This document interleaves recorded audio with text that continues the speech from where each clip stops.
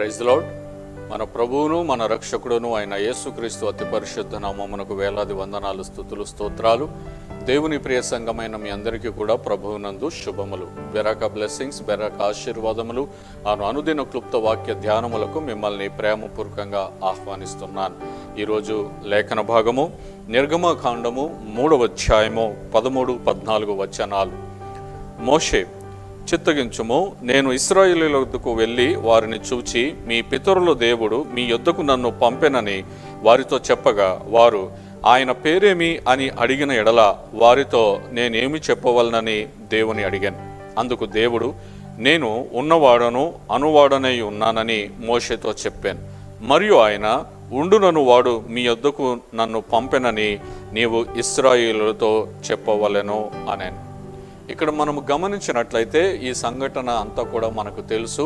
మరి కొండ మీద ఆ పొదలో మరి మోషేతో దేవుడు మాట్లాడినప్పుడు మరి మోషేకి అనుమానం, నిజమే నేను వెళ్తాను, వెళ్ళిన తర్వాత నీ ప్రజలు నన్ను అడుగుతారు, ఎవరు నిన్ను పంపారు, ఆ దేవుడి పేరు ఏమిటి అని అడిగినప్పుడు నేనేం చెప్పాలి అని అన్నందుకు దేవుడు అంటాడు, నేను ఉన్నవాడను అని అంటున్నాడు. మనము ఆరాధించే దేవుడు ఏ మనుషుని చేతి పని కాదు. ఈరోజు ప్రపంచములో దాదాపు అన్ని దేశాలలో కూడా దేవుళ్లను తయారు చేసుకున్న వారు ఉన్నారు. మనుషులు తయారు చేసిన దేవుళ్ళు ఉన్నారు. కానీ ఇక్కడ దేవుడు చాలా స్పష్టంగా చెబుతున్నాడు, నేను ఉన్నవాడను అనంటే నన్ను ఎవరు తయారు చేయలేదు, నన్ను తయారు చేయడానికి ఎవరికి అవకాశం లేదు, ఆస్కారం లేదు. నేను ఉన్నవాడను, సజీవుడమైన దేవుడను. కాబట్టి మనం ఎవరిని ఆరాధిస్తున్నాము అని అంటే కల్పితమైన దేవుణ్ణి మనం ఆరాధన చేయట్లేదు.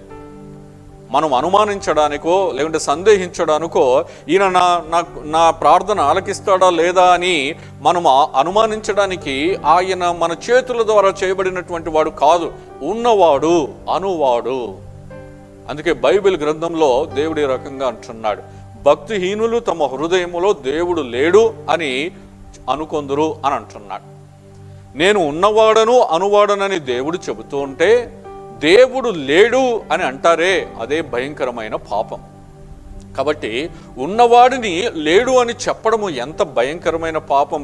మన భాషలో ఇది అబద్ధం అని అంటాం, కానీ దేవుని భాషలో అది పాపం. ఎందుకనంటే ఆయన ఉన్నవాడు, ఆయనను లేడు అనడం అనేది పాపం.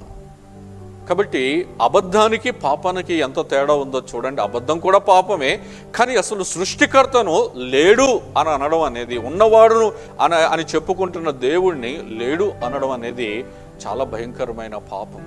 కాబట్టి ఈరోజు మనకు బలం ఏమిటి, మనకు ధైర్యం ఏమిటి, మనకు ఆధారం ఏమిటి అని అంటే మనము ఉన్నవాడు అనువాడైన దేవుణ్ణి మనం ఆరాధన చేస్తూ ఉన్నాం.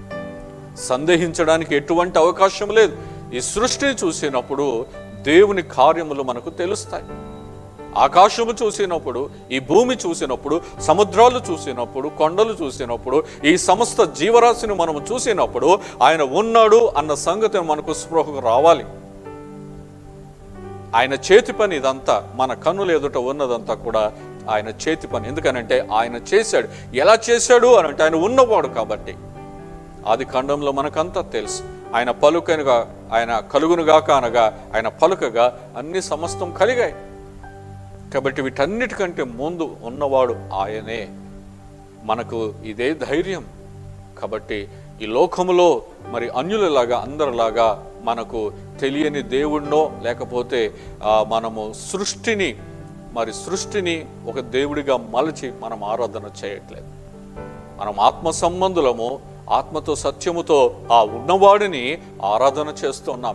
మన మనోనేత్రములతో ఆ ప్రభువుని చూస్తూ ఆ ప్రభువుని మనం ఆరాధన చేస్తూ ఉన్నాం.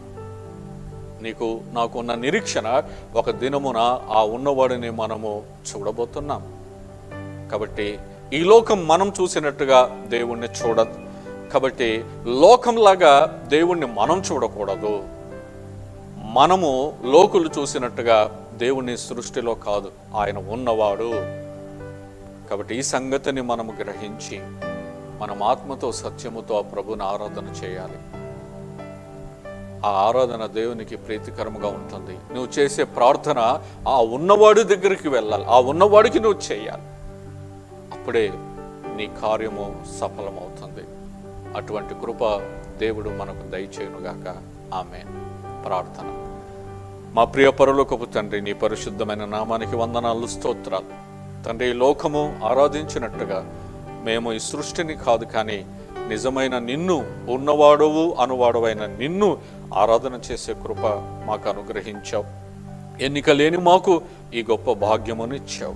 యెహోవాను దేవుడుగా గల జనులు ధన్యులని నీ లేఖనంలో సెలవిచ్చిన రీతిగా ఈరోజు అట్టి ధన్యత మాకిచ్చి ఉదయమున ఉన్నవాడవు అనువాడవైన నిన్ను ఆరాధించే కృప, ప్రార్థన చేసే భాగ్యమును ఈరోజు మాకు అనుగ్రహించినందుకై నీకే వందనాలు, కృతజ్ఞతాస్తుతులు చెల్లిస్తూ ఈ నీ బిడ్డలందరినీ ఈ దినపు ఆశీర్వాదముల చేత దీవించమని మా ప్రభువును మా రక్షకుడైన యేసు నామములో స్తుతించి ప్రార్థిస్తున్నాము తండ్రి. ఆమేన్. Praise the lord.